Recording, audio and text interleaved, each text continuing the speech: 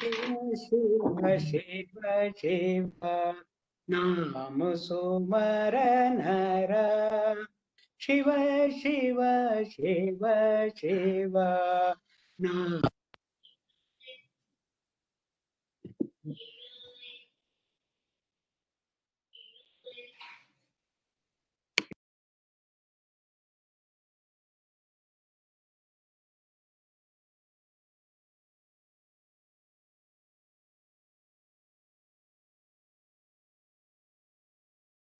नाम सुमर नर शिव शिव शिव शिव नाम सुमर नर रावण नाम लियो दृढ़ मनसे रावण नाम लियो दृढ़ मनसे सकल देव आज्ञा सिरधारी सकल देव आज्ञा सिरधारी शिव शिव शिव शिव नाम सुमर नर शिव शिव शिव शिव नाम सुमर नर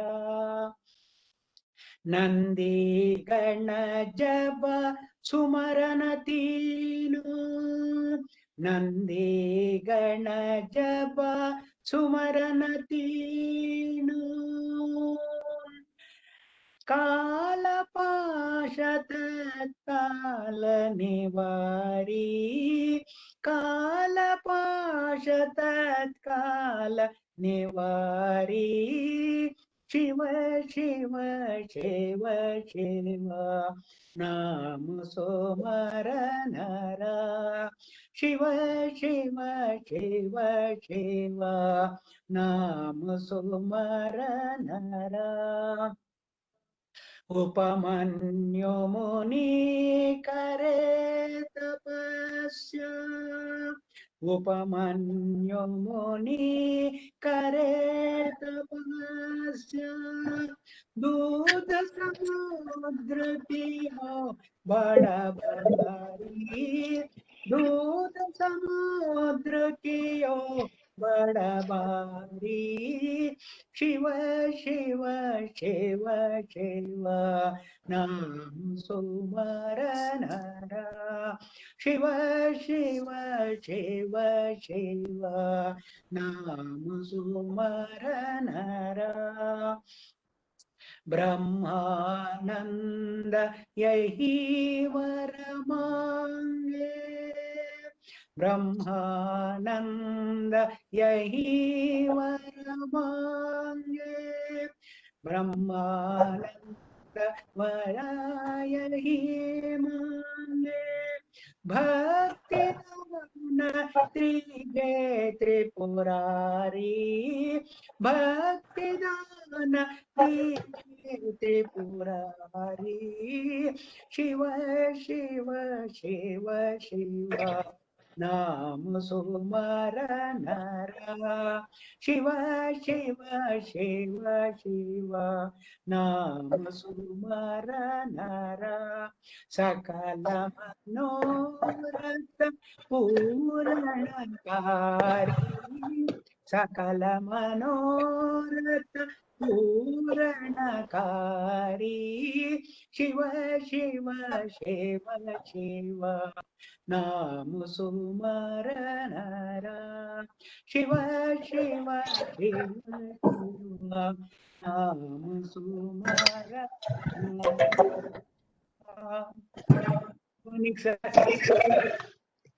Krishnapani.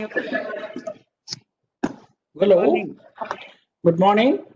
Good morning. Thank you so much, Shamji. It was like being back in the school. Yeah, thank you. So we begin today's program. We have Krishnaphani ji talking to us from thousands of miles away. He's in San Jose right now. Thank you so much, Krishnaphani ji, for staying up late for us. Thank you. And to everybody else, welcome. Can we start with the school prayer? Is Ram there? Yes, yes. Ram, yes. Yes, Ram, can you please chant the school prayer, please? Thank you. Oh, And may I request everybody else to please mute their mic?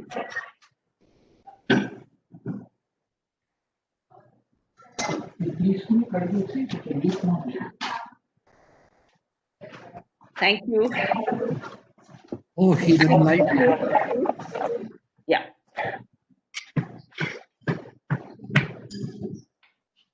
Oh, hidden light. Vibrant in every atom. Oh, hidden light. Shining in every creature. Oh, hidden love. Embracing all in oneness. May each perceive himself as one with thee. No, he is also one with every other. Thank you so much. Thank you so much, Ram. Thank you, and nice of you to come here so early in the morning. So we can actually start the program. There's nothing I need to tell you about the school because we're all regulars here. So thank you so much for being here. Krishnaphani ji, can we Yeah. start? Oh, All yes. right. Can everybody please mute their mics? Except for Krishnaphani ji, everybody else should stay muted. Thank you. Okay. So, a very good morning to all the participants. I hope I am audible. Yes, sir. Yes. Yes. Okay. So, last time we stopped at this slide number 35, which talks about the 24 principles with which the whole of the creation is formed. Here he says, Atha Chaturvimshati Tattvotpatti Prakaram Vakshyamaha Brahmashraya Sattvarajas-tamo Gudatmika Maya Asti. We have seen this already. I'm just briefly telling you that is now going to explain about the 24 tattvas. Depending on Brahman for its existence is Maya, Brahmashraya. Maya is Brahmashraya. That means it is in a mysterious way connected to the Brahma, which is of the nature of the three gunas, sattva, rajas, tamo, gunatmika. Maya is associated with these three gunas. And then the process of manifestation begins, where, as we discussed last time, the starting point is the Akasha Tattva. Tatah Akasha Sambhutaha Akashad Vayuhu Vayus Tejaha Tejasa Apaha Adhyah Prithvi. From that Maya, Akasha is born. From Akasha, Vayu, the air. From air, the fire. From fire, water. From water, the earth. This is how they are born. As I mentioned earlier also, it is from the subtlest to the grossest. The subtlest is the Akasha Tattva or principle, and the grossest is the earth principle. Now, the next phase as to what happens to this. Now, one important aspect to be noted is that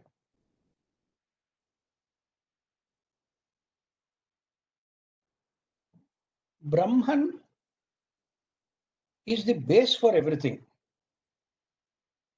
And in association with Maya, Maya, I also mentioned last time, has got this dual ability of covering the truth, the ultimate reality aspect of it.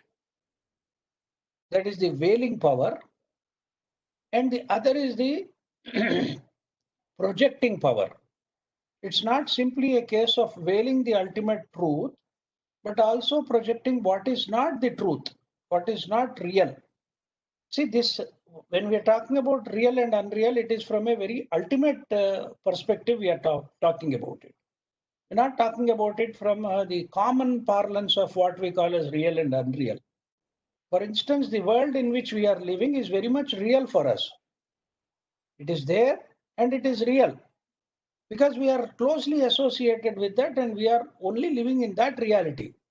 We do not know anything about the ultimate reality. So talking about that ultimate reality has no meaning at all for us. Being in this world and being only focused in this world with our consciousness functioning at this level only, one cannot call this as unreal. That is the important aspect which we need to know. Then from here, we start with the how the formation further goes forward. That is what is illustrated in this particular thing. Etesham panchatattvanam madhye akashasya सात्विकांशात् श्रोत्रेन्द्रियं संभूतं वायोः सात्विकांशात् त्वगिन्द्रियं संभूतं अग्नेः सात्विकांशात् चक्षुरिन्द्रियं संभूतं जलस्य सात्विकांशात् रसनेन्द्रियं संभूतं पृथिव्याः सात्विकांशात् घ्राणेन्द्रियं संभूतं. From among these 5 great elements, out of the sattvic aspect of Akasha is evolved the organ of hearing, that is the ear. From the sattvic aspect of Vayu is evolved the skin, the organ of touch. From the sattvic aspect of fire is formed the eye, the organ of sight. From the sattvic aspect of water is formed the tongue, which is the organ of taste. And from the sattvic aspect of earth is formed the organ of smell. Now, fundamentally, we have to realize one simple fact that in manifestation, the 3 gunas, sattva, rajas, tamo gunas, not in their purest form. They are in their mixed form.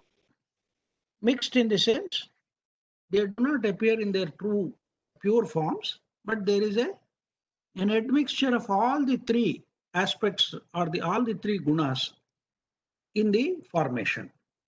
Here when he says the sattvika amsha, he says that he means that there is a predominance of sattva. There's a great predominance of sattva. And from the sattvic aspect of it, the 5 jnanendriyas, the organs of perception, are formed. Now you see, first of all, we have seen that there are Pancha Mahabhutas. Starting from Akasha, Vayu, Agni, Apaha, and Prithvi. That is Akasha, air, fire, water, and earth. These are called as the Pancha Mahabhutas. Remember, we are talking about the 24 aspects. Chaturvimshati, 24 aspects. The first 5 are the Pancha Mahabhutas, which are elements in their essential subtlest form. We have to make a differentiation between the subtlest form of the elements and the grosser form of elements. What we see as earth and water and fire and air and the Akasha Tattva are actually the grosser aspects of that Panchama. So elementally or fundamentally, there is that principle of operation of each of the elements. So the first manifestation is the subtlest form of the Pancha Mahabhutas. Then later on, the grosser things come about. We'll talk about that. Those are the 5. Then we have these 5 organs of perception, which are the ear, the skin, the eyes, the tongue, and the organ of smell. These are 5. So now 5 plus 5, actually 10 are there, and associated with them is what are called as the Tanmatras. The Tanmatras are the Shabda, Sparsha, Rupa, Rasa and Gandha. These Tanmatras are associated with the 5 organs of perception. And they in turn are related to the 5 Panchamahabhutas. Then we have 5 more, which are the 5 organs of action, which are, we'll come to that. These form the 20. Then the 4, Buddhi, Ahankara, Manas, Buddhi, Ahankara and Chitta. Those 4. That is the 24. The 24 relate to these 24 things. Pancha Mahabhutas, Pancha Tanmatras, Pancha Jnanendriyas, Pancha Karmendriyas, and Manas, Buddhi, Ahankara and Chitta. These are the 4 aspects. 24. This is the number 24, which is actually drawn by Vedanta from Sankhya philosophy. Sankhya philosophy enumerates these 24 principles, and therefore that has been taken as the basis of creation by the Vedantists also. So now this is one aspect of it. Then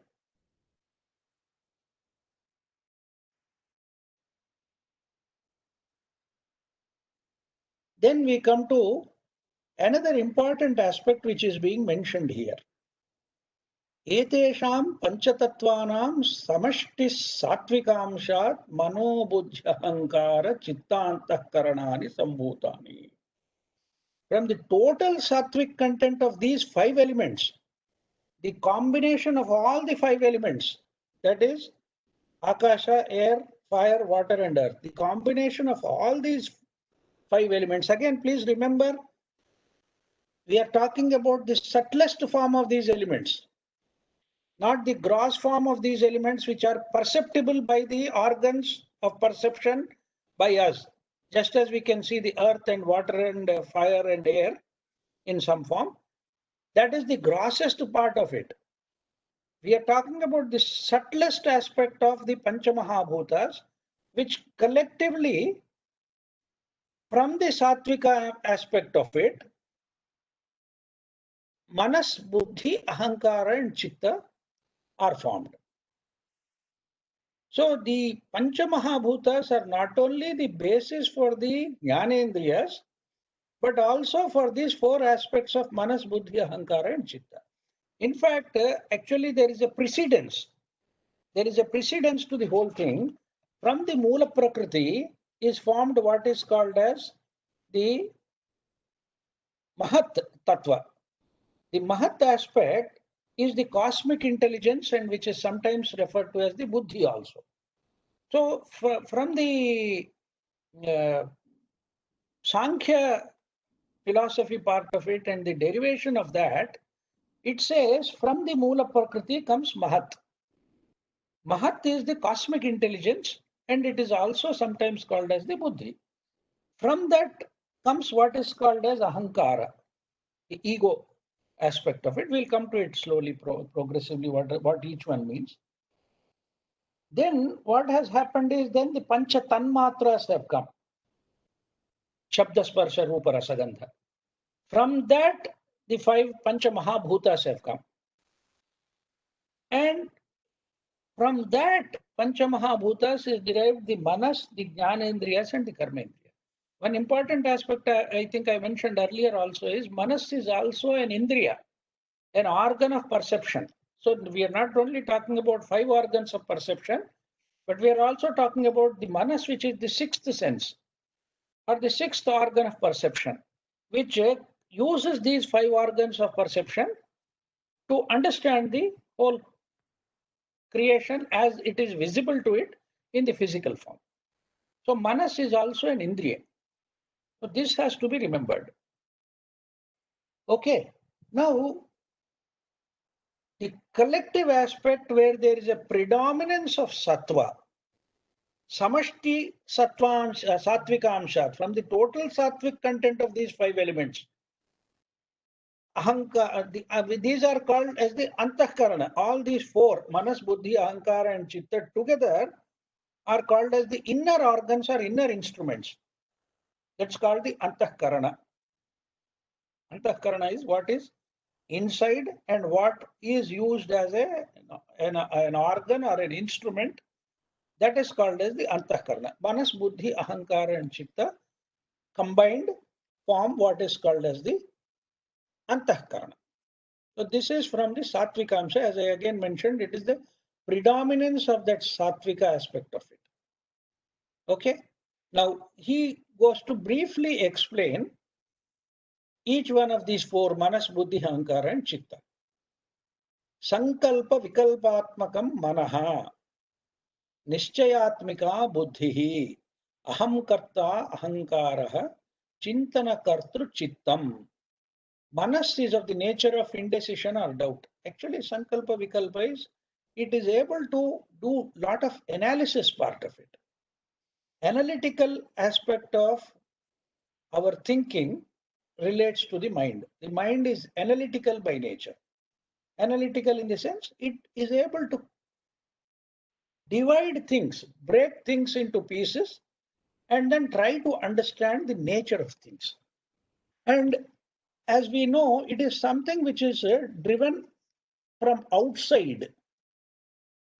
Driven from outside in the sense the outer senses are the factors which attract the mind. The mind is attracted by the outer world through the senses, and it is gathering information. And that information it tries to collate, tries to somehow understand by breaking it into pieces. Analysis is basically that. The opposite of analysis is the synthesis aspect of it. So there is this analytical aspect of the mind which is able to divide things. Fragmentation is done, and it is able to trying to understand the nature of things. So by definition, the activity of the mind is limited by two aspects. One aspect is it is dependent on the inputs of the senses. And the senses by themselves, we know, are limited. Our sense of smell or our sense of touch or our sense of sight, all these senses are limited in nature, because we know that there are several living creatures in this world who have better sight, who have better hearing capacity, better sense of touch. All these senses are much more, evolved in one way or the other by the other creatures which we see. For example, an eagle has a very acute sense of sight. Similarly, a dog has a very acute sense of hearing and smell also. And we are told about a snake, the sense of touch is very acute and very sensitive. It can sense the vibrations on the ground from a very long distance. So, but again, the factor is whichever is the form of this sense, they are by nature and by definition, they are limited. So anything that is dependent on limited inputs also has got to be limited only. The mind is only able to gather information from the senses in a very limited manner. And therefore it operates in limitation. And the further limitation, the second aspect of it is, it cannot understand things as a single unit. It cannot understand things in an integrated way. It can only understand things when they are fragmented, or if they are not fragmented, the mind will break them into pieces to understand. That is what all our scientific activity, which is carried out, that is the basis. Analysis is the basis. You give anything to them, they would like to break it into pieces, name each one of them, and to find out how they function.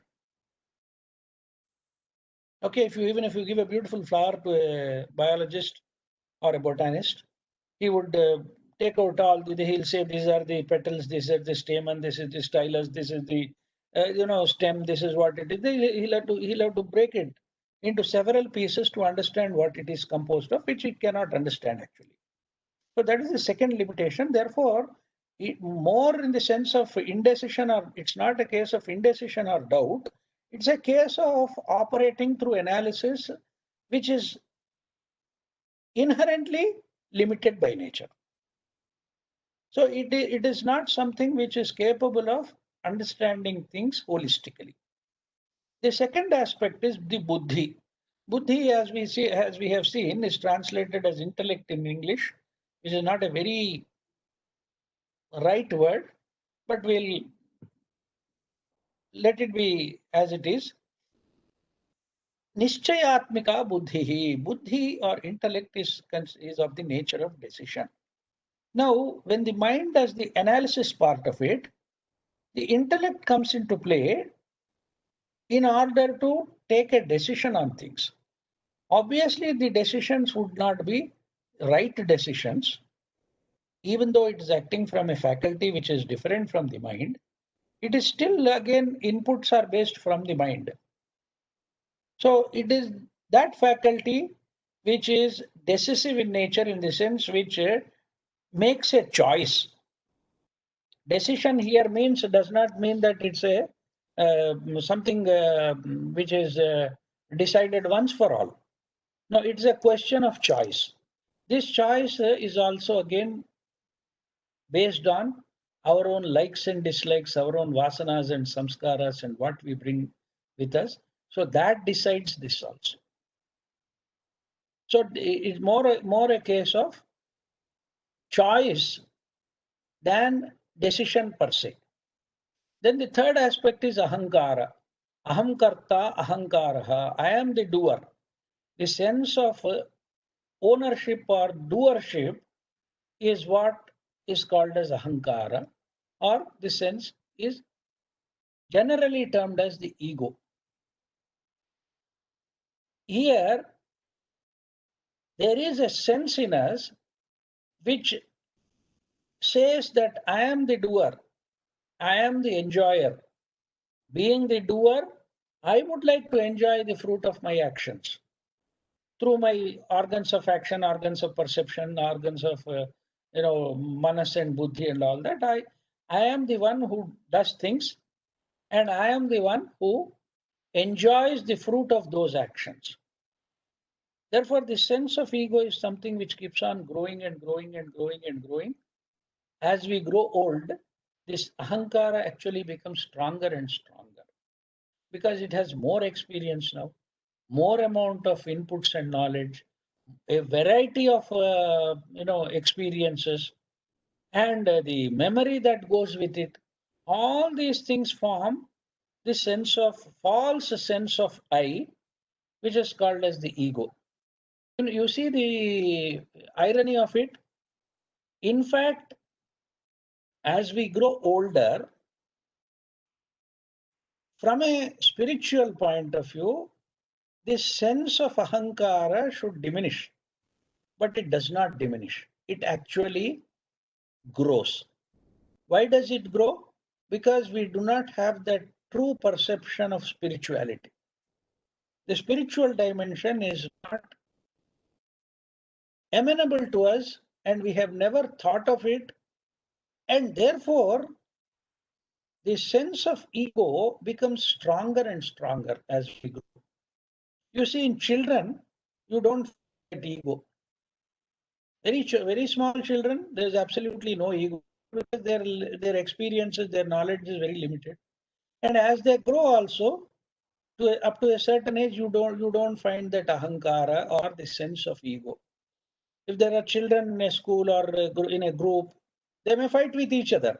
But in another 5-10 minutes, they forget about it and then they start playing together. Because the sense of ego is not there.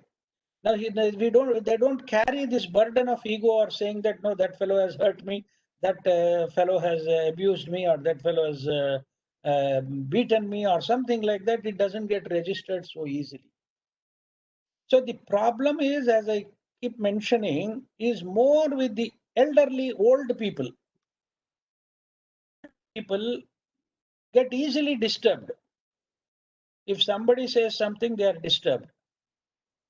Somebody abuses them, they are totally devastated for maybe weeks or months, or if somebody is not listening to them, which normally happens as we grow old. Our children don't listen to us, our grandchildren don't listen to us, our wife or husband also doesn't listen to us, the spouse also, is taken for granted. So what happens here is always in a state of being hurt. This is on account of that false creation of this I, which assumes that I am the doer and I am the enjoyer, I am the possessor, and I am the one who has all these things, and unwilling to let go. That is the biggest problem. So ahankara is the major hurdle in spiritual progress, because this is what we have created, nurtured it very carefully, given it the best of the inputs required for its growth and sustenance, and made it into a gigantic thing. And then that controls all the actions. And letting go of this is the biggest challenge from a spiritual point of view. Then lastly, chittam, chintana kartru chittam, he said. The thinking faculty, or the faculty of recollections, is the chitta. I slightly differ here. It is the chitta is actually a medium of consciousness. I'll just show you another thing where I am able to share. Sorry, just a minute. Where did this whole thing go? Yeah, I'm going to share another slide. Share content.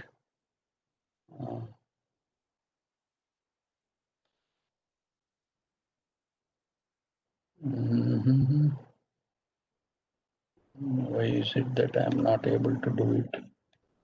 I'll share the content. Yeah, here is the content. This is drawn from the book on the Yoga Sutras, where at the very beginning, yoga is described as yoga chitta vritti nirodha, and the author, Dr. I.K. Taimani, very beautifully explained to us what is this word chitta. Then we come to the word chitta. This word is derived from chit or chiti, which is one of the three aspects of the Paramatma, that is Sat, Chit and Ananda in Vedanta. Chitta is derived from Chit, which is one of the three aspects of the Paramatma called Sat, Chit and Ananda. It is, he says, that it is this aspect which is at the basis of the form side of the universe and through which it is created. Please note this carefully. This aspect, the chit aspect of it, is at the basis of the form side of the universe. Where whatever form we are able to see in this manifested universe, the basis of this is the chit aspect of it.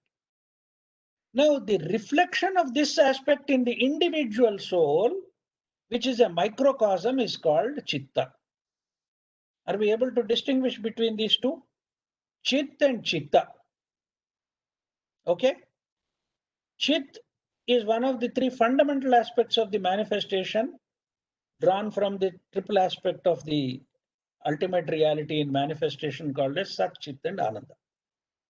Now that Chit is at the basis of the form side of the universe through which it is created. The universe is created through this Chit, which is the basis for the form side.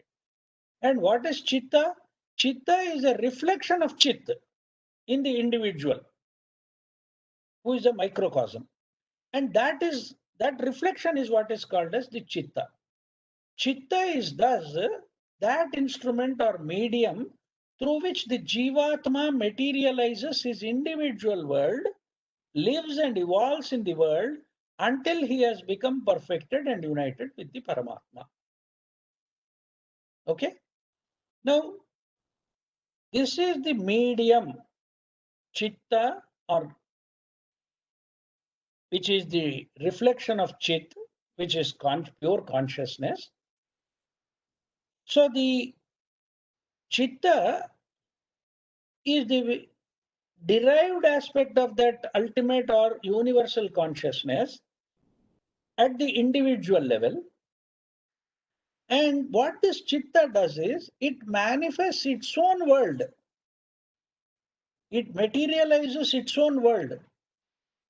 Though there is what is called as a common basis for the whole creation, still each individual, each one of us materializes his or her own individual world, and it lives and evolves in the world. That is the issue which you have to note. There is a beautiful story of a Zen Buddhist Zen master. He was asked by a disciple as to, what do you think about the world? Then the Zen master says, whose world? If there are 800 crore people in this world, there are 800 crore worlds. Each one has created a world of his own. By what means has he created? By drawing that aspect of individualized consciousness from the universal consciousness, which is the Chit. And that is, in that he has manifested his own world. He has materialized his own individual world. Broadly, therefore, Chitta corresponds to mind of modern psychology, but it has a more comprehensive, important field for functioning. In the modern psychology, we call it as mind, but mind is not Chitta. Chitta, you have to see that, is a universal medium through which consciousness functions. While Chitta may be considered as a universal medium through which consciousness functions on all the planes of the manifested universe, the mind of modern psychology is confined to the expression of only thought, volition, and feeling. So modern psychology defines mind in terms of three aspects of it, which are thought, volition, and feeling only. Whereas Chitta is the universal medium through which consciousness functions on all the planes of manifested universe. Again, he goes on to say, we should not, however, make the mistake of imagining Chitta as a sort of material medium, which is molded into different forms when mental images of different kinds are produced. It is fundamentally of the nature of consciousness, which is immaterial, but affected by matter. Please note this very carefully. Chitta is immaterial. Chitta is not material in any way. Chitta is the aspect of consciousness, because it is fundamentally of the nature of consciousness, which is immaterial. But it is affected by matter. In fact, it may be called a product of both consciousness and matter, or Purusha and Prakriti, the presence of both being necessary for its functioning. So Chitta has this dual aspect of matter and consciousness. That is our understanding of Manas also in one way. Manas is a grosser aspect of this Chitta, where consciousness and matter come together. So it is much more comprehensive than what is called as mind by the Western psychology. And it is something higher than what we call as the Manas and Buddhi in our Vedantic terminology also. So it is, as it is mentioned, it is a product of Purusha and Prakriti, Chitta. Because both are necessary, consciousness and matter, both are necessary for its functioning. It is like an intangible screen which enables the light of consciousness to be projected in the manifested world. You see this example? It is like an intangible screen which enables the light of consciousness to be projected in the manifested world. So what we are seeing, why we call this whole manifested scheme of things as unreal from the ultimate reality point of view, is this aspect of it. because it is simply a projection. The whole world is projected onto the screen of this chitta. And what does this chitta do? It allows the light of consciousness to reflect and project the whole manifested world on that intangible screen. But the real secret of its essential nature lies buried in the origin of the manifested universe and can be known only on attaining in enlightenment. We cannot really understand what exactly chit or chitta, these two terms are, at our own level. Essentially what they are, what chitta is or what chit is, can be only understood on attaining enlightenment. Till you reach that transcendental state of consciousness where you transcend the manifestation aspect of the whole creation, then only one will be able to truly understand the nature of what we call as the chit or chitta.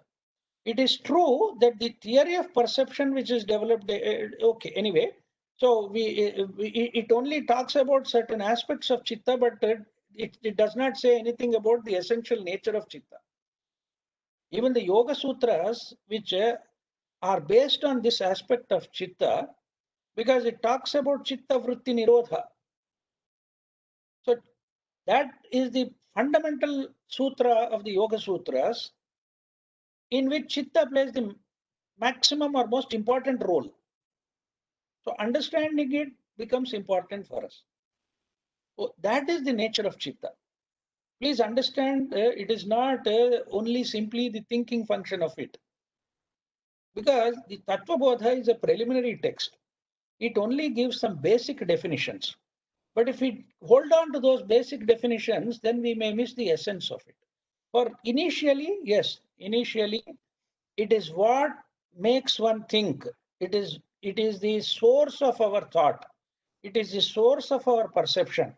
It is the source of what we feel. And it is the source of that thing which we call as makes us alive and do things. It is the source of all these things is that chitta.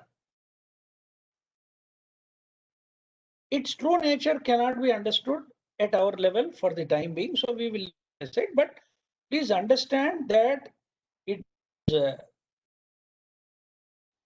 an aspect of that universal consciousness, and it is immaterial, and it is the medium through which the individual materializes one's own world. That is the important thing which one needs to know about what I am calling as the chitta. Then we'll come back to our presentation.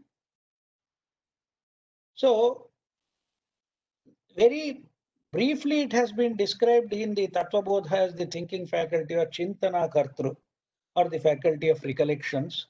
The faculty of recollection also has another meaning, that this chitta is mysteriously connected to the chit aspect of the Satchidananda. And Satchidananda is the triplicity of the manifestation of the Paramatma, the ultimate reality or the supreme intelligence. It knows that in some mysterious manner it is connected to something higher. So therefore, a school of philosophy, a school of thought is also developed, which is called as Pratyabhijna. Pratyabhijna means recollection. What you are actually truly, you have a very vague memory of it. You don't have a full memory of it. Very vaguely you remember or recollect that you are not what you appear to be, and you are something much more than that. It's a part of Kashmir Shaivism. See, Shaivism has been at its peak in Kashmir, and there are several schools of Kashmir Shaivism. One of them is this Pratyabhijna. There's a beautiful treatise, a small treatise of 19 sutras called as Pratyabhijna Hrudayam. That's all based on this aspect of recollecting or recognizing your own true nature. That is the So that's the beautiful aspect with which Chitta is connected. So we need to remember this aspect of Chitta and not simply think in terms of the faculty of thinking. Okay? These are the four aspects: Manas, Buddhi, Ahankara, and Chitta. The next one talks about what are the energy sources of these four. Manaso Devata Chandramaha, Buddhe Brahma, Ahankarasya Rudraha, Chittasya Vasudevaha. The presiding deity of the mind is the moon. For the intellect or Buddhi, the presiding deity is Brahma. Please note the difference. I mean, it's not Brahman. Brahman is the ultimate reality. Brahma is one of the triplicity of Brahma, Vishnu, and Maheshwara. This is that Brahma. For the ego, it is Rudra. Rudraha is Maheshwara. For the Chitta, the presiding deity is Vasudevaha, Vishnu. Vishnu, I'll not go much into these aspects, but I'll very briefly mention one aspect of it. Chandra or moon is called as the Manokaraka. The moon has this aspect of growing and reducing. Phases of the moon we see. And the moon, there is a very close connection with the mind. That is why the terms like lunatic and all these things, Luna or lunar is what refers to the moon. A person who is mentally disturbed is called as lunatic because the close association with the moon is there of the mind. So we actually see people who have weak minds or disturbed minds, they get depressed on new moon days, and then maybe overexcited on a full moon day. So they may demonstrate extreme behavior patterns based on the phase of the moon. So that is the association, because as I mentioned earlier, please remember, Devata means an energy center. Devata is a technical term which means an energy center. So the moon is the energy center which affects the mind. Similarly, Brahma, the presiding deity of Buddhi, is Brahma. Okay? So Brahma is the one, the creative principle is what affects the Buddhi. Rudraha, Shiva aspect of it, the Ahankara. Rudra is the fierce aspect of Shiva. Rudra is the fierce aspect of Shiva, which is the Devata for Ahankara, which we can very easily see. Most of the troubles in this world are due to this fierce aspect of Shiva acting through us as Ahankara. Most of the biggest clashes are on account of ego clashes. Some of the great wars have taken place on account of this ego clash only. You know, the Gulf War and Iraq and other things, I came to know a very interesting thing from a friend of mine who had visited Iraq in the 90s. There, it seems, in a huge, five-star government hotel, there was a carpet in the lobby on which the face of George Bush Sr. was woven into the carpet.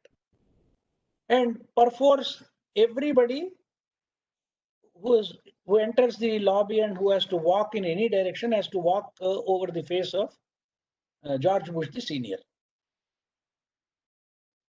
You know what has happened? The fellow there, who was he?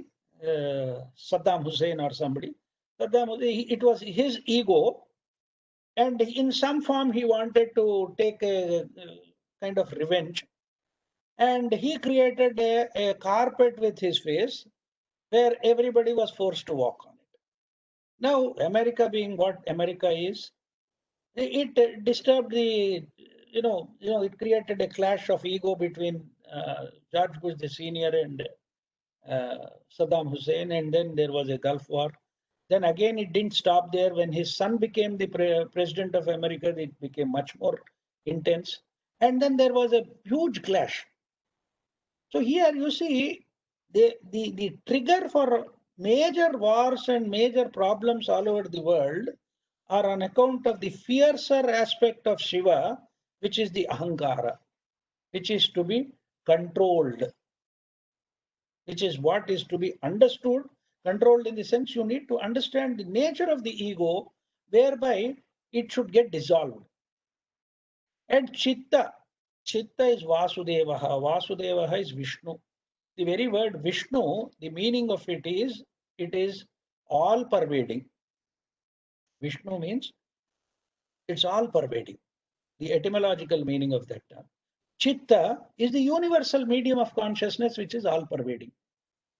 So these are the energy centers or the devatas from which these four aspects of Manas, Buddhi, Ahankara and Chitta are associated with. The energy centers are the moon, Brahma, Shiva and Vishnu. I'll not go much deeper into this aspect because there is a lot of esoteric meaning in this devatas being associated with different organs of perception, organs of action, and the four aspects of Manas, Buddhi, Ahankara and Chitta. Very briefly, we have seen that. I will not go much deeper into that right now. So, we have seen earlier that from the Sattvic Amsha, from the Sattvic predominance of the Sattvic element, the organs of perception are created. From the predominance of the Rajasic aspect of the Gunas, the organs of action are born. Therefore, that is what is mentioned here. Etesham panchatattvanam madhye akashasya rajasamshat vagindriyam sambhutam. Vayoh rajasamshat panindriyam sambhutam. Vahnehe rajasamshat padendriyam sambhutam. Jalasya rajasamshat upasthendriyam sambhutam.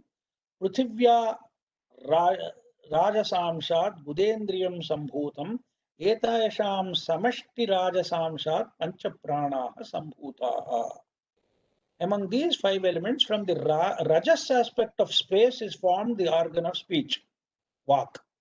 From the rajas aspect of air is formed the hands. From the rajas aspect of fire is formed the legs. From the rajas aspect of water, the anus is formed. From the rajas aspect, the excretory system. From the rajas aspect of the earth, the excretory organs are combined with them is what is called as the procreative organs, Payu and Upastha. Upastha refers to the procreative organs which are also partially excretory. And the earth aspect of it is basically the excretory organ with which they are formed. From the total rajas aspect of all these five elements of Akasha, Vayu, Agni, Apas and Prithvi, the five Pancha Pranas are born. The five vital airs are born, and each one is again related. Each one is again related. We have seen in some other context how each of the airs, the five pranas, where do they operate? Prana, Apana, Vyana, Udana, and Samana. Where do they operate in the human system is also, a lot of information is available. We need not go much into it. We have, I think in some context, I have already discussed that matter. So here, the important point to be noted is the organs of perception are formed from the sattvic aspect of the five elements. And from the rajasic aspect of those five elements, the organs of action, karmendriyas, are formed. Then, etesham panchatattvanam tamasamshat panchikrita panchatatvani bhavanti. Now you have to correlate this. When I mentioned about the five Mahabhutas, it was in their subtlest form we were referring to them. Now from the tamasa aspect of those Panchatatvas, the grosser elements are formed. The tamasamsha is the predominant one through a process called as Panchi Karana. Panchikrita Pancha Tatvani Bhavanti. So these gross elements of earth, water, fire and air and akasha, these are the gross aspects of manifestation which are formed from the tamasic amsha or aspect of the 5 subtlest aspects. The same aspects which are subtler, very subtler, the tamasamsha of that is taken and the Pancha Tattvas down below are formed through a process called as Panchi Karana. This Panchi Karana we will discuss it very briefly in the next sutra, next explanation. Panchi Karanam Katham iti chet etesham Panchamahabhutanam Tamasam Saswarupam Ekamekam Bhutam Dvidha Vibhajya Ekamekam Pruthak Tushnim Vyavasthapya Aparam Aparamardham Chaturdha Vibhajya Swardhamanyeshu Ardheshu Swabhaga Chatushtaya Samyojanam Karyam Tada Panchikaranam Bhavati. This is a very interesting explanation of it. If it is asked how this Panchikarana or grossification takes place, it is as follows. The tamas aspect of each of the 5 elements is divided into 2 equal parts. That means you assume it like a piece of bread, roti, or what is now very famous is the pizza. You take it as a round piece of pizza. You divide it into 2. You take, let us take for example the tamasic aspect of Prithvi as one whole pizza. Divide it into 2. Make it into 2 equal halves. One half you keep it aside. You take the other and make it into 4 pieces now. The other half is made into 4 pieces. This way you do it for all the 5 elements. So you have 5 half units. 5 half units. Can you just hold on for a minute?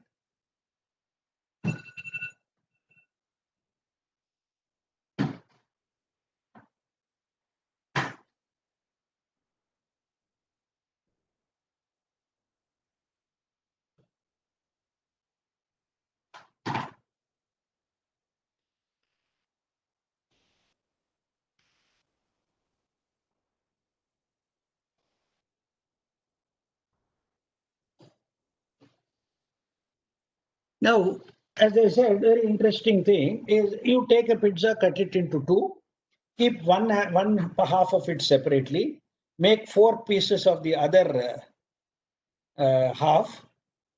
Similarly, you do it for all the 5. And now, how many pieces are there? 5 half pieces are there of each of the aspects, each of the 5 bhutas. Then you have how many? 4 into 5, 20 pieces. Each one you have divided into 4 and you have 20 pieces. Now you are doing a joining process. You take 1/4 piece of fire, 1/4 piece of water, 1/4 piece of air and 1/4 piece of akasha. And join these 4 with the half of Prithvi. The half of Prithvi. So you have got now again a full one. But what is in this full piece for full pizza now? 50% is Prithvi, 12.5, 12.5, 12.5 and 12.5% each of the other 4. So the gross element Prithvi is not fully made of the tamasic aspect of the subtler element of Prithvi. The grosser element is combined with a part of all the 4 other aspects. Yes. So now similarly you take 50% of water Add 12.5% of earth, 12.5% of fire, 12.5% of air, and 12.5% of akasha. Sir, there is some disturbance. Some disturbance, please. Can you mute yourself? उस दिन मैं Can you ऊपर close- नहीं आई। अब हमारा ये काम नहीं रहा 4 घंटा नहीं आप 2 दिन करेंगे ना। फिर मैं चला जाऊँ 2 दिन अब पूरा टाइम देता हूँ 2 दिन। Okay. Can you please mute? Somebody is talking. जल्दी करो तो आज ही फिनिश हो जाए। बैठना है तो बैठ लो, आपकी मर्जी है। मैंने दिहाड़ी पे नहीं दिया ना बेटा, इसको भी जरा रिपेयर कर देना। वो जो रेखा ने वो दिखाया वो तो जरूर करने का है। Can I request Suchi to please mute? ठीक है, दिहाड़ी पे मैं कुछ नहीं आपको देती। Is मैं Suchi, नमस्ते। आपको बताते क्यों नहीं? आपको मैं दिहाड़ी पे नहीं दे सकती। Suchi, can you? Hello. Hello. Repair बताइए ना। No, can somebody mute them? Is it possible to mute? I don't think in the system we can. They have to mute themselves. Suchi, please mute yourself. Hope she has done it. I'm not able to see the participants here. See, Yeah. I think she's not here. She's muted. It's Yeah, okay. Thank you.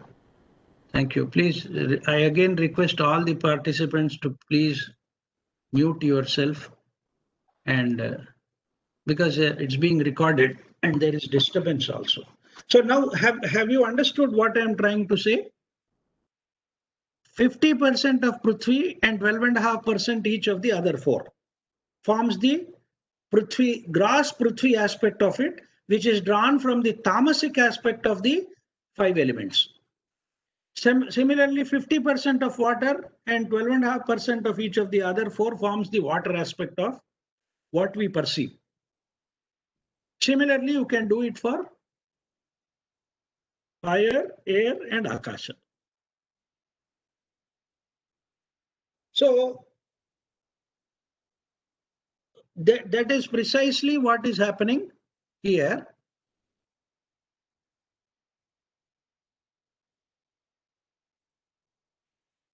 Through the process of Panchi Karana. This is a very interesting way of putting things in the Prakarana Granthas of the Vedanta. We do not know the actual basis of this background as to how this division has been conceived and brought into picture. But this is what is called as Panchi Karana. And there is a small treatise, small book called Panchi Karana by itself. The name of that Prakarana Grantha, that preliminary text itself is Panchi Karana. This is only a matter of information. This is only a matter of some interesting facts, what are called as factoids or something sometimes. It is only that. But the 2 important things to be noted or remembered is, one is that the grosser elements which are visible to us are formed out of the tamasic aspect of the 5 subtler elements, number 1. And the second aspect is the grosser elements are not in their pure form, but each one in some way includes the other 4 also. These are the only 2 aspects. Tamasic aspect is more important to be remembered, because tamas, only grosser aspects can come from tamas. And the second part of it, as I said, each one includes the other elements also in it. The other elements also are there in each of the grosser elements we see. Then when we see the earth includes the all other 4 elements also in it. Similarly, water includes the other 4 elements. Air includes the other 4 elements. Fire includes the other 4 elements. The predominant aspect of it could be the Prithvi or the earth or water or fire or air aspect of it, but it is including in itself the other 4 elements also. So this is called as the Panchi Karana. So we have seen from the Sattvic Amsha, the organs of perception are formed. From the Rajasic Amsha, the organs of action are formed. And from the Tamasic aspect of it, the grosser 5 elements are formed. Okay, this is what is the process that is described. Now, here he makes a concluding remark about it, and it says, Etebhyaha panchikrita panchamahabhutebhyaha sthula shariram bhavati. Evam pinda brahmandayor aikyam sambhutam. From these 5 grossified elements, the gross body is formed. Grossified elements, panchikrita panchamahabhutaha. They have undergone the process of Panchi Karana, which we discussed just now. So that aspect of it is very clear, that it is the grossified elements with which the gross body is formed. Our body also has all the 5 elements in it of earth, water, air, fire, and akasha. And this way, you see, there is a unique connection or identity is established between the Brahmanda. Brahmanda is the whole of creation, and the Pindanda is the individual, the one who is having a body. The embodied self is the Pindanda. Pinda means basically a fetus. In the original meaning of Pindanda, Anda means an egg. The fetus is in the womb, which is of the shape of an egg. And the Brahmanda, or the universe, the manifested universe, is also called as an Anda of the Brahman. So here there is a great identity between the microcosm and the macrocosm. So in this way, we are the world. The world is no different from us. You are the world and the world is you, is a very famous statement of Jiddu Krishnamurti. This is true even at the physical level, not only at the psychological and consciousness levels, but even at the physical levels, there is a truth that I am no different from the world. I am no different from anybody else, because he also is formed of the same material as I am formed of. The same material with which I am formed is there in everything that is created. So therefore, there is a close identity or unity between the microcosm and the macrocosm. Now, this is a very interesting factor which we have to remember, because this has to become a part of our being, a part of our entire system. We should bear this in mind in our consciousness constantly. Then what happens is, the idea of exploitation, the idea of harming, the idea of hurting somebody or hurting anything in nature will not arise if we have this constant background in our consciousness that I am no different from the world and the world is no different from me. Both are one and the same. This unity, if we understand this identity of the macrocosm with the microcosm with the macrocosm, if we understand this, then obviously the thought or action of exploitation, of using more than what is required, consuming more than what is required, and hurting somebody or harming somebody does not arise at all.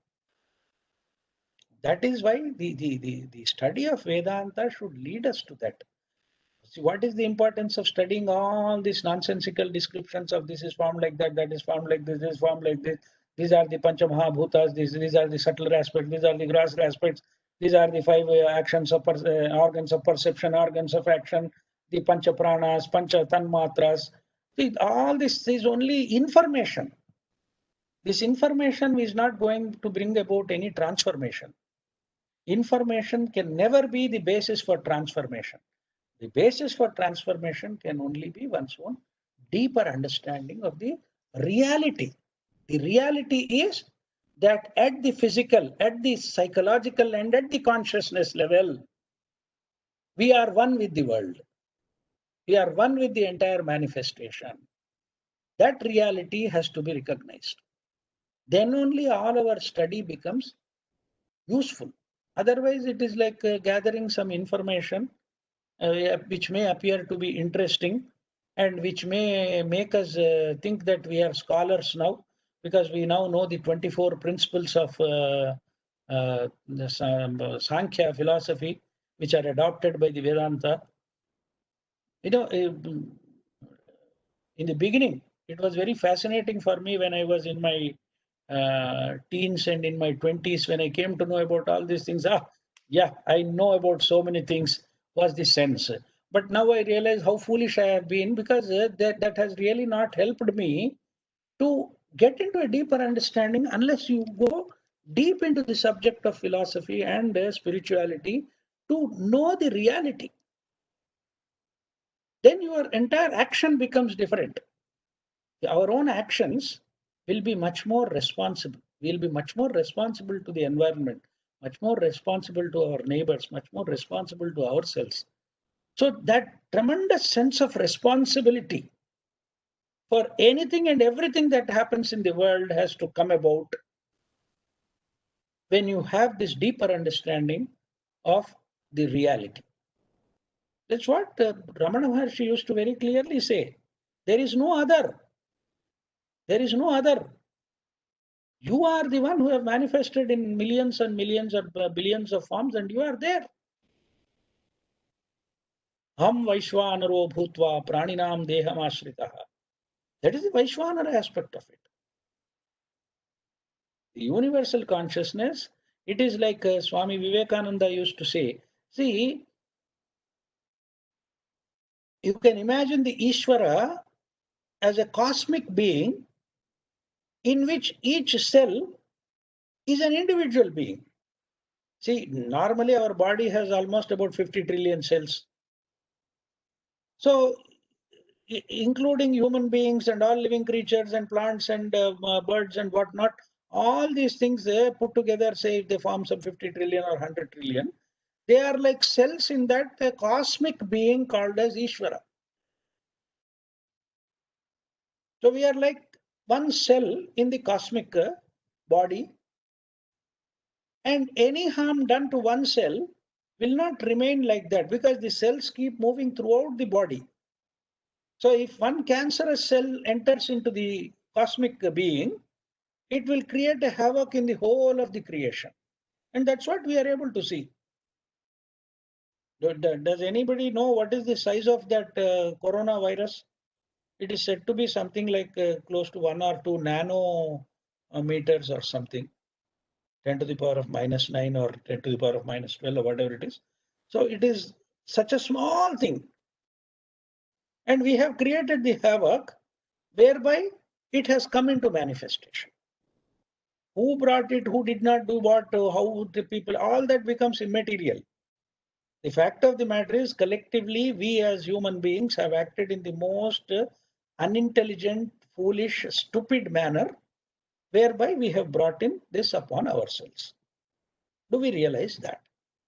That realization is what is the purpose of our study of any spiritual literature. That's where we have got to go into.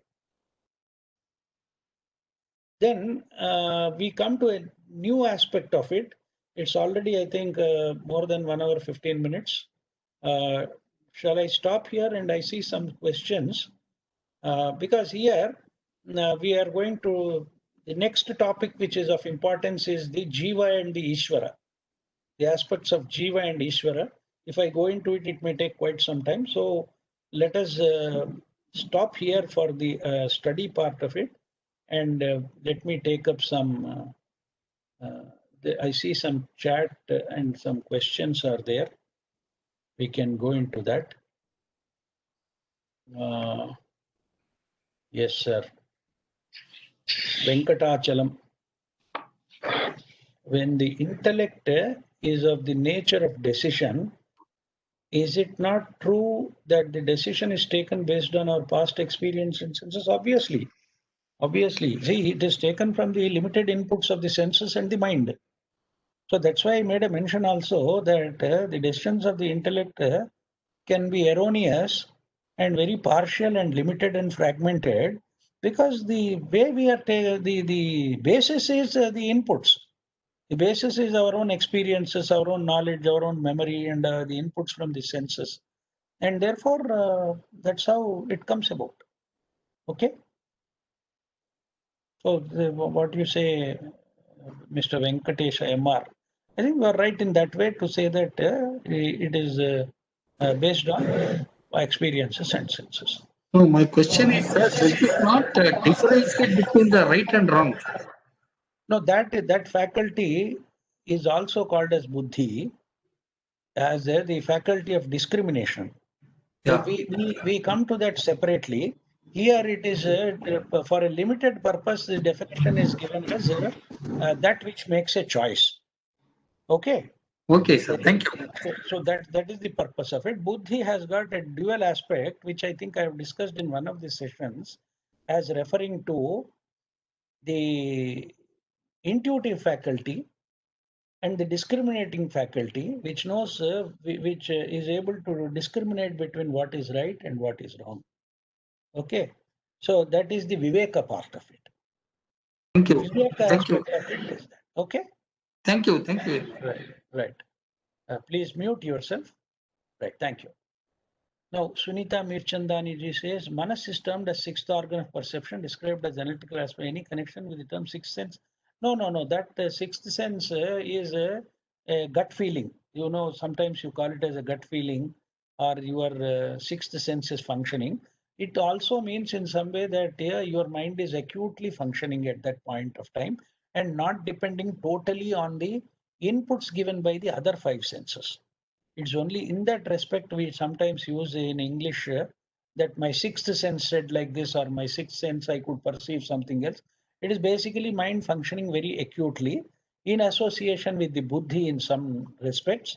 And therefore you may get an intuitive sense or instinctive feeling of something else other than the inputs given by the five senses. Okay. So that connection is there in one way, but not exactly what we call it as organ of perception. Okay, but its function is basically analytical in nature. Then we have this question by Bina Mirchandani ji. Chitta is affected by matter. It gets grossified by matter and otherwise very subtle. Yeah, chitta, as I said, is the medium.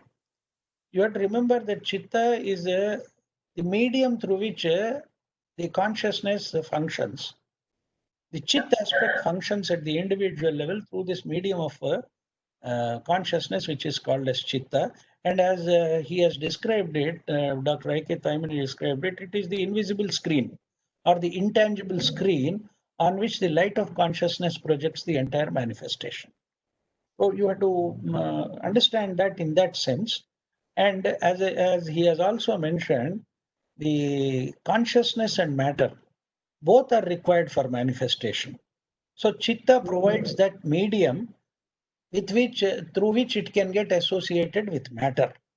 And when it is associated with matter, in fact, consciousness and matter, when they come together, the chitta is born, or in one way, what we identify as our mind is born. That's only an aspect of it where something intangible and something tangible are coming together. Okay. So yeah. So when the is embodied, or it comes down and it's embodied, then we call it chitta, right? Yeah. The individualized consciousness. Yes. Okay. And that's the medium of the universal consciousness. Okay. So it comes into play. All right. Okay, then don't read the second question. You've answered it. Okay. Yeah. Sarji, chitta and the reflected consciousness, chitta bhasa are the same. See, basically, the abhasa is nothing but a reflection. The chitta itself is a reflection of chitta. Chitta itself is a reflection of the chit aspect of it. As I said, what happens is manifestation is only a certain amount of descent can happen at any level. Nothing can completely descend. This is an esoteric truth which we have to remember. When we are talking about Atma at its own level, a very small aspect of it or amsha or part of it can descend. It cannot, nothing can descend completely at any level for that matter.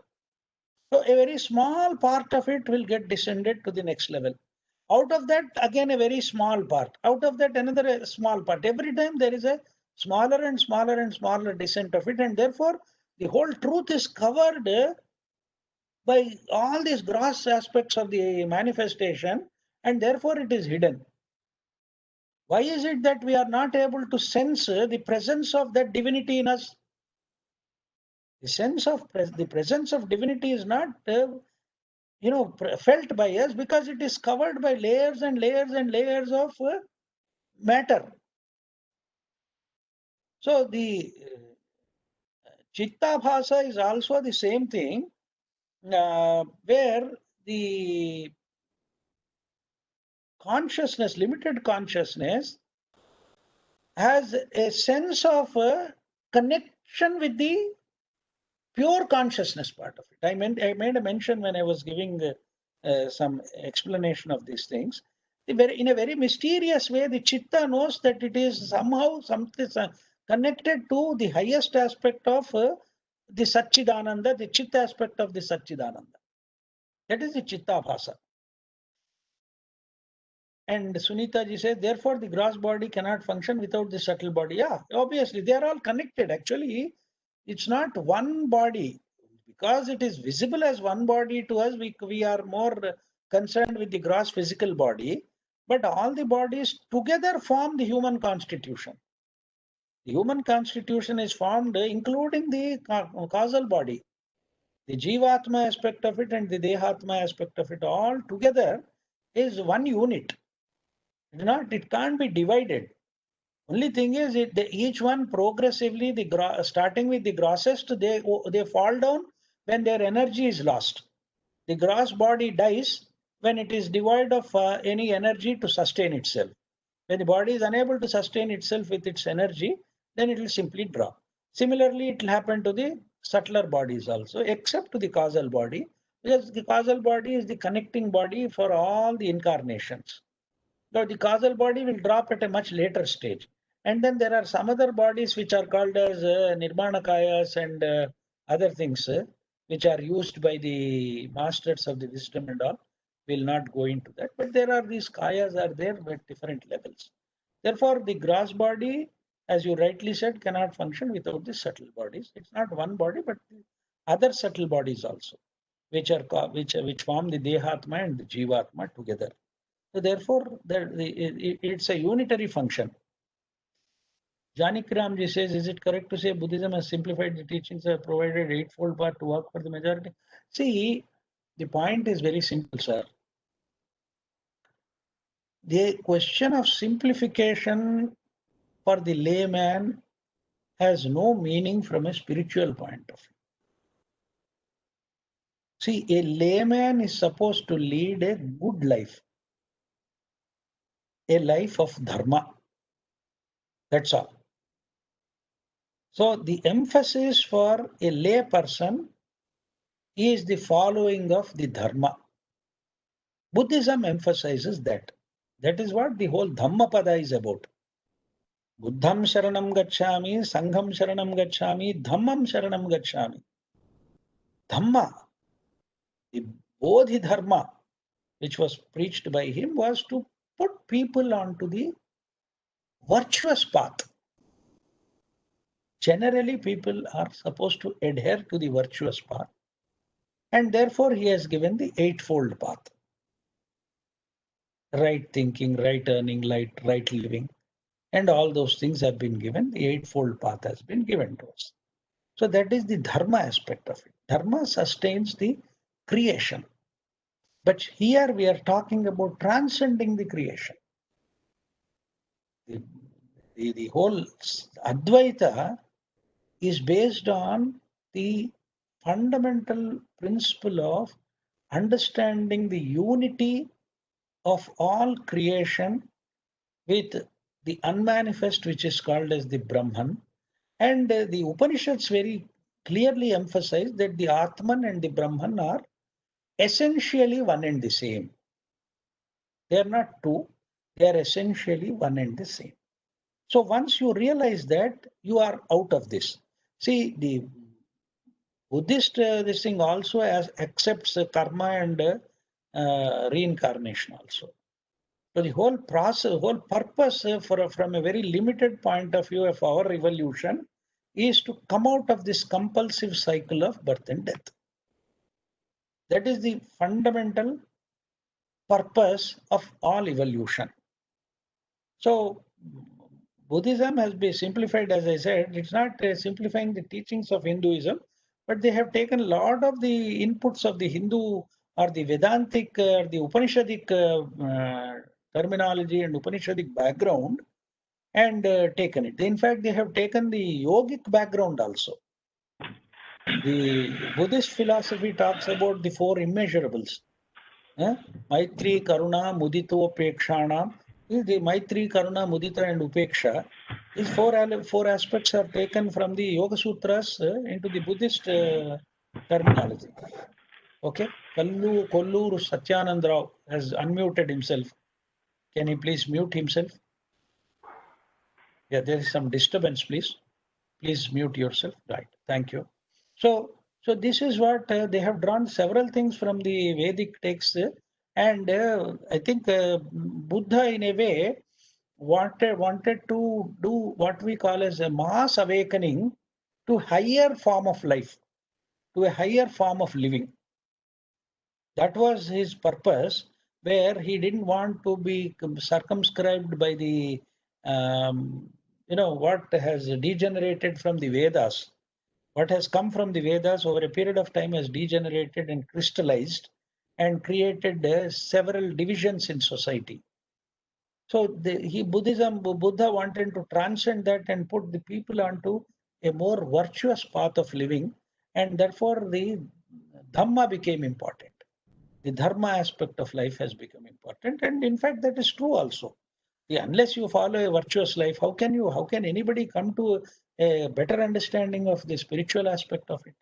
When I don't live my normal life properly, how can one expect me to live a higher life, a spiritual life, when I don't live the normal life properly? So that is the connection. In a way, he has done a great service to Buddha, has done a great service to humanity by showing us a path, showing us a middle path, whereby the majority of the people can easily understand that and lead a virtuous life. Because even in Buddhism, one has to understand that all religion is not a very good term, but all the revelations or the teachings of the great ones, whether it is Jesus Christ or Buddha or Adi Shankara or even his predecessors or whoever it is, there has always been an esoteric aspect of it and an exoteric aspect of it. The exoteric aspect is for the common people or the lay people who live in this world actively and whose only concern is this world. And there is an esoteric aspect of all the teachings where it is meant for those who are advanced to understand the ephemeral nature of this whole existence, and they are looking at something which is much more real, much more tangible, and much more permanent from the point of view of the world. The world, whoever is disillusioned by the world, he would come to the spiritual path automatically and try to understand the deeper realities of life. Thank you very much. Janaki Ramji, I hope you are. I have answered your question. Yeah, thank you. You got a much better clarity. Thank you. Thank you, sir. Any further questions, please? Any further questions on this? Thank you so much, Krishnaphani ji. I don't. Is there any Manjula? You want to ask a question? Yeah, I just want to ask him some of the mantras from Purusha Sukta. Sir, some of the mantras from Purusha Sukta also says the same thing, no, sir? Which one? Which mantra are you referring to? Purusha Sukta, that where Akash was born from Yeah, Brahma. that I mentioned earlier also, no? Akashat Vayu Rajayata. Yes, Vayu Ragni Rajayata. I have mentioned this earlier, I think, in my previous talk or something. We made a mention of this. Where Okay, the Purusha okay, Sukta got it. also talks Right. about it. Purusha Yeah. Sukta also talks so many things Yeah. from here, No, like it all is, pervading and things yeah, like yeah. that. Okay, okay. It is Thank you, sir. drawn from, right. Okay. Okay. Thank you. Thank you so much, Krishnapani ji. Are you feeling sleepy now? No, not yet. Not yet. I had some good sleep in the afternoon. All right. It's 11 o'clock in the night for us and 11:30 in the morning for you. Right. So if there are no questions, we will conclude here and then take up next week. Thank Maybe I you. think in the next 3 weeks or 4 weeks maximum, we should be able to complete this. Tattva Bodha. Okay. Tattva Bodha. And so, just for everybody's information, we will be continuing with the Tattva Bodha at 10 o'clock on Sundays, as we've done today. So, that will be as we go on into the future classes, it'll be at 10 o'clock. I just, at this point, I would like to remember one of our satsangis who we lost, Commander Nirmal, Yeah, a yeah, yeah. beautiful human being. And I think the most gentlest soul I may have encountered. He was just a beautiful person. Very Can we true. also, when we do Loka Samasta, can we all just think about him as well? Yeah. Yeah. It's, And I want to yeah, add one more thing now, Bina. It's a yes. very serious matter, COVID, because today we lost one of our classmates. Just 5 days, he got admitted on Monday. Yeah. So it's a very serious affair. People should take enough care. Yes, You're yes, yes. absolutely right, Jankiram. It's getting very close to, we know now people that are suffering, people who are dying. It is actually now, come right. It's rampant. So we have to actually take a lot of care. And that's true. So, yes, everybody, please note, please take as much precautions as you can. Stay home and don't allow Yeah. people to come in and out of your houses. Please do Yeah. that. Yeah. Please take care of your health and well-being. Yes. And I hope, because I think most of us are above 60, and Yes. it is very important that we take care of our health Yeah. Yeah. and chant some mantras, especially Vishnu Sahasranama and all have got this wonderful mantras for health. See, first thing is don't get panic, don't be afraid of it, don't get into depression or fear. Those are said to be much more creating much more havoc than the COVID by itself. COVID by itself is a self-limiting virus. Almost all the viruses are self-limiting. They have a life period of it which is very self-limiting, and we can manage it by proper health care and mental attitude. Let us have a very positive attitude towards life, which will help in strengthening our body immunity. Yeah. Thank you so much. Thank you. And Thank you, Umesh ji. Sajani, would you like to announce the programs Yes. and then close? Next Thursday, we would like you to join us because we have Dr. Satish talking to us at our satsang. He's talking on the path to peace and happiness. There's too much noise and somebody. Okay, now we will do a Loka Samasta and in this program, while we're doing Loka Samasta, we'll think of Commander Nirmal, also a very, very senior Satsangi Dara, who is one of the first Satsangis. He passed away in Canada. And I also think we should think of all the passengers of the ill-fated Air India flight and send out a lot of love, light, and help to them and their relatives and friends. Okay? So someone please mute yourself. There's too much sound. Loka samasta sukhino bhavantu Loka samasta sukhino bhavantu. Loka samasta sukhino bhavantu. Om Shanti Shanti Shanti. Hari Om. Shri Guru Bhyo Namaha.